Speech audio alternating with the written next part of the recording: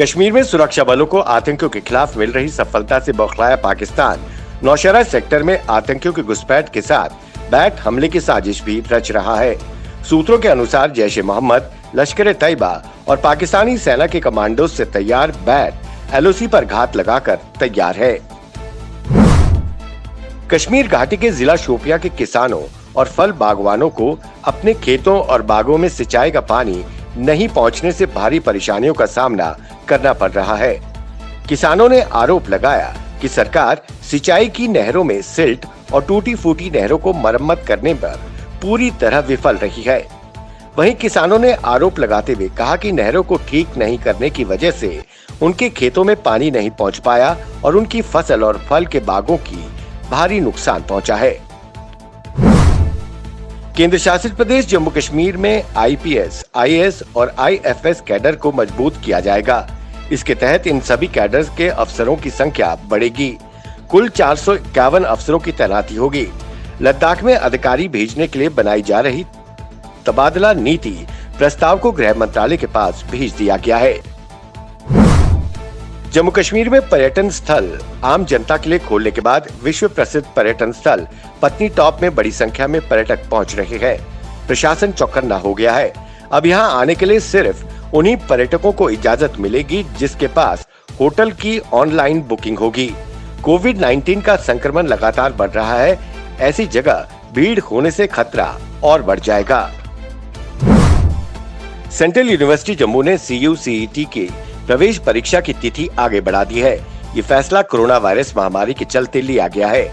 अब ये परीक्षा 18, 19 और 20 सितंबर को आयोजित की जाएगी। इससे पहले परीक्षा 8, 9 और 10 अगस्त को रखी गई थी। राजस्थान में कांग्रेस की आंतरिक कलह ने उसे विभाजन के मोड़ पर ला दिया है। सचिन पायलट की बर्खास्तगी के साथ संगठन के पदाधिकारियों ने जिस तरह इस्तीफा देना शुरू किया है, उससे जाहिर हो गया है कि राज्य के मुख्यमंत्री गहलोत और सचिन पायलट की लड़ाई में कांग्रेस विभाजित हो गई। वहीं सचिन पायलट ने कहा कि मैं अभी भी कांग्रेस में हूं, भाजपा में नहीं जा रहा। केंद्रीय स्वास्थ्य एवं परिवार कल्याण मंत्रालय की ओर से जारी ताजा आंकड़ों के मुताबिक पिछले 24 घंटे में 29,429 नए मामले सामने आए हैं, तो वहीं 582 लोगों की मौत हो गई है।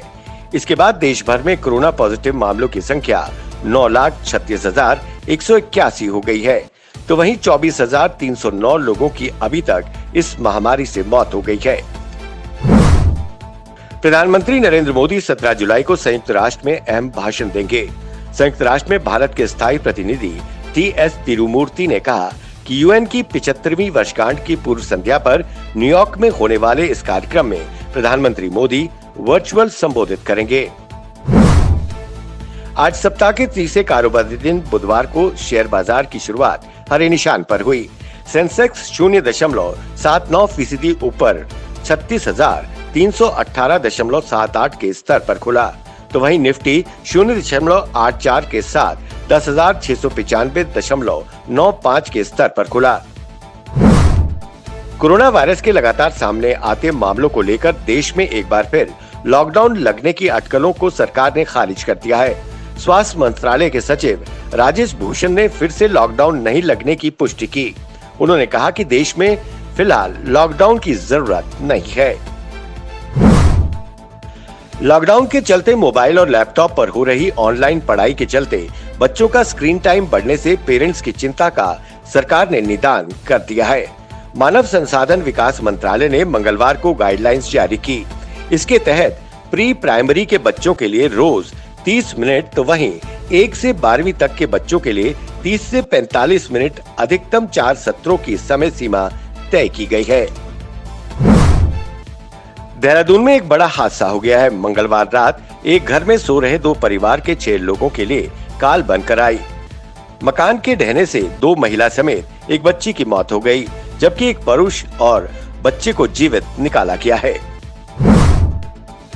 भारी विरोध एवं कोर्ट की दखल के बाद ट्रंप प्रशासन ने फैसला किया है कि ऑनलाइन क्लास करने वाले विदेशी छात्रों पर किसी भी तरह का वीजा प्रतिबंध नहीं लगाया जाएगा। सिस्मिक जोन 4 में आने वाली राजधानी दिल्ली में लगातार भूकंप के झटकों को देखते हुए अब सभी भवनों का संरचनात्मक और ऑडिट किया जाएगा। इसमें निजी और सरकारी दोनों प्रॉपर्टीज शामिल हैं। इस संबंध में डीडीए ने अपनी वेबसाइट पर हाईकोर्ट के निर्देशानुसार आदेश भी जारी किया है। सीआरपीएफ, आईटीबीपी, बीएसएफ, सीआईएसएफ और एनएसजी जैसे अर्धसैनिक बलों के मौजूदा तथा पूर्व कर्मियों के फेसबुक इस्तेमाल पर जल्द पाबंदी लग सकती है। केंद्रीय गृह मंत्रालय ने सभी बलों को इस बारे में पत्र भेजा है। इसमें कहा गया है कि पूर्व अर्धसैनिक भी सशस्त्र बलों के संपर्क में रहते हैं, इसलिए उनके फेसबुक इस्तेमाल पर भी पाबंदी होनी चाहिए। रेल के पहिए भले ही थमे हुए हैं, लेकिन कोरोना वायरस के संक्रमण के दौर में कैसे सुरक्षित सफर कराया जाए, इसे लेकर रेलवे कई तरह के प्रयास में जुटा है। इसी कड़ी में रेलवे ने एक ऐसे रेल डब्बे का इजाद किया है जिसमें सफर के दौरान वायरस के प्रकोप से बचा जा सकेगा। जम्मू कश्मीर में पहली मल्टीपर्पज परियोजना का सपना 6 दशक बाद साकार होने जा रहा है।